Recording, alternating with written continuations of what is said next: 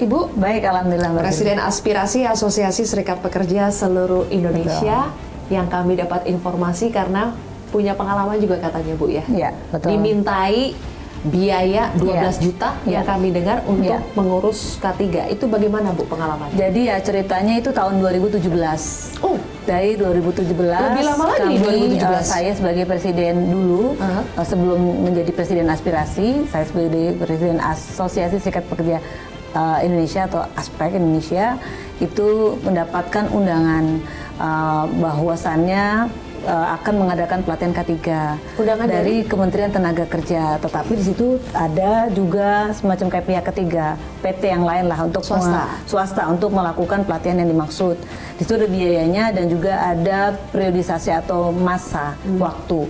Di sana kalau nggak salah, seingat saya itu sekitar hampir 2 bulanan pelatihannya.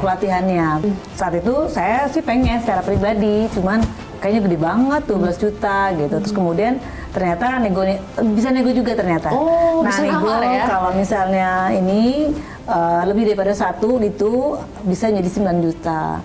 Oh, tapi, kalau lebih dari satu orang pekerja, oke. Tapi tetap aja saya nggak sanggup gitu ya. Akhirnya kita serahkan kepada perusahaan gitu. Kan kita kan punya anggota nih yang bekerja di perusahaan, maka dari itu melalui anggota kita ajukan. Ternyata perusahaannya mau dan dalam tanda kutip mengajak karyawannya itu untuk ikut pelatihan K3 dibiayai oleh perusahaan. Oke. Jadi biasanya sertifikat K3 itu dibiayai perusahaan ya Bu? Dibiayai oleh perusahaan. Tapi kalau mandiri bisa Bu? Bisa, boleh. Makanya tadi yang saya bilang, saya sebenarnya mau secara pribadi, tapi saya nggak sanggup karena biayanya gede tadi gitu. Nah, biaya yang besar itu ya untuk pelatihan sih gitu. Jutaan itu berarti untuk pelatihan, termasuk yang dalam kasus pemerasan ini Bu, kan itu range-nya harusnya 275.000 katanya. Ya, itu, tapi bisa diperas sampai 6 juta. 6 juta itu yang Ibu tahu itu hanya untuk mengeluarkan sertifikatnya doang atau termasuk pelatihan Bu? Biaya sertifikatnya memang 275 ribuan dan itu resmi. Masuk ke kas negara, resmi kok.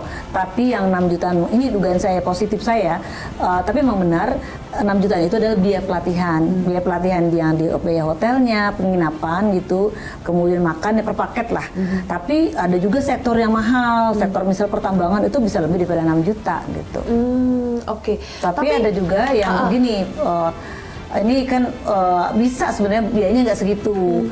Karena kalau kita lihat hitung-hitung lagi, jangan sampai 6 juta, itu kayaknya sepertinya ada pembengkakan, quote and quote ya, markup yang dilakukan oleh, saya nggak tahu ya, apakah pihak ketiga atau pihak yang lain. Pelatihan juga biasanya dari Kemnaker atau pihak ketiga Bu? Pihak ketiga. Tapi udah pasti under supervisi dari Kemnaker. Oh iya dong. Jelas, itu resmi kan. Nggak berapa lama kan mereka juga ditunjuk dari Kemnaker. Iya betul, Pak Menteri Tenaga Kerja yang Pak Yesirli ini kan menyampaikan ada berapa ratus gitu ya pihak ketiga yang untuk melaksanakan sertifikasi K3, itu kan resmi, berarti di bawahnya si Kementerian Tenaga Kerja. Tapi ada juga yang langsung di bawah pemerintah tuh ada gitu, namanya apa ya saya lupa tuh. Tapi biaya untuk pelatihan itu Bu, adakah patokan resminya kalau pelatihan K3 itu biayanya berapa sih? Atau ini suka-suka pihak swastanya? Itu dia tuh yang belum ada kalau untuk biaya pelatihannya. Karena kan tergantung tadi hotel bintang 1, 2, atau 3, atau 4, 5, atau makannya seperti apa dan durasinya. Jadi kalau biaya sertifikasi pasti udah resmi 275.000, tapi biaya pelatihannya itu yang belum ada kepastian berapa-berapanya. Oke. Kalau modus-modusnya itu gimana sih Bu kalau misalnya sebuah perusahaan nih? Saya dengarkan ada biasanya pengawas dari Kemnaker tuh datang, kemudian mantau sana, mantau sini. Nah, itu apakah sudah bagian dari modus, Bu? Dicari-cari gitu kesalahannya? Bisa jadi seperti itu, mengingat daripada selama ini peristiwa itu ya terjadi gitu. Jadi ada satu perusahaan yang didatangi oleh para pengawas. Nah, ketika pengawas itu melihat misalnya ada alat-alat K3 yang tidak sesuai prosedur, malah atau belum ada yang menerapkan K3, itu menjadi temuan. Ketika itu pengawas akan mengeluarkan nota pemeriksaan. Di sanalah muncul cincai itu. Nego-nego. Ini akan kita buatkan nota pemeriksaan dan akan ada sanksi. Kan bagi pengusaha kan nggak nyaman, apalagi pengusaha yang berbasis ekspor. Nah, pada saat ada temuan, maka di situ ada nego, ya sudah. Biayanya untuk pembuatan pelatihan sertifikasi K3 ada sekian, misalnya 6 juta. Nah, ada juga yang lebih dari itu ya, 6 juta. Kali aja Pak 10 orang pekerja, ya udah dikasih itu. berapa 6 juta kali 10 60 juta. Minimal 10 Bu biasanya? Ya kemungkinan seperti itu. Ya, biasanya 10 orang. Biasanya. Oke. Dimintanya. Oke. Berarti itu kayak nembak gitu Bu ya? Padahal tidak memenuhi syarat. Tapi kalau saya sih bilangnya itu sertifikatnya asli, tapi prosesnya yang palsu kan, gimana tuh? Jadi apa ya? Ya nembak. Ya nembak ya. Kayak bikin SIM ya. Nggak sah gitu maksud saya gitu. Jadi kan itu kan tanpa melalui proses sebelumnya gitu ya, yang sudah yang sesuai dengan normatif, yang misalnya melakukan pelatihan dan sebagainya. Makanya kemudian muncul angka kecelakaan yang semakin tinggi dari tahun ke tahun. Pada akhirnya saya termasuk saya berpikiran bahwasannya oh pantes angka kecelakaan kerja selama ini tuh meningkat tiap tahun. Ternyata sertifikasinya aja kan nembak gitu. Bodoh. Bukan bodoh lah ya, karena tidak melalui proses yang seharusnya. Menyangka tidak bahwa ternyata ini tuh sudah bertahun-tahun tersistematis, ada organisasinya, ada pembagian levelnya. Kalau kita lihat tersangkanya itu kan dari level bawah, ada dirjen juga, sampai wamennya pun kena. Terus terang ya, kami shock ya, kami kaget, kami tidak nyangka gitu ya, karena selama ini kan kami berkolaborasi, bekerja sama dengan Kementerian Tenaga Kerja dalam hal pemberdayaan, dalam hal hubungan industrial, dalam hal advokasi dan lain sebagainya, dan organizing artinya.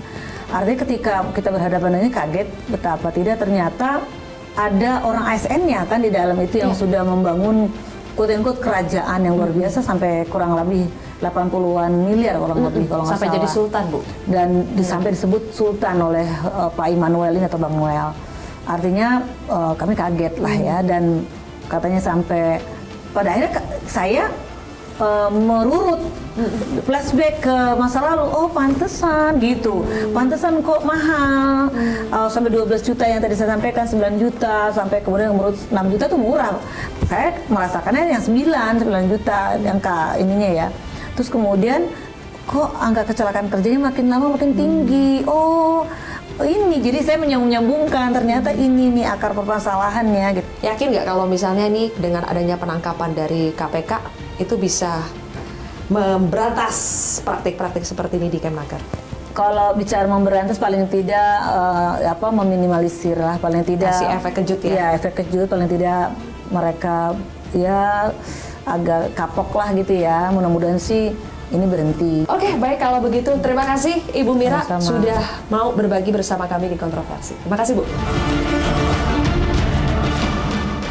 Jelajahi cara baru mendapatkan informasi. Download Metro TV Extend sekarang.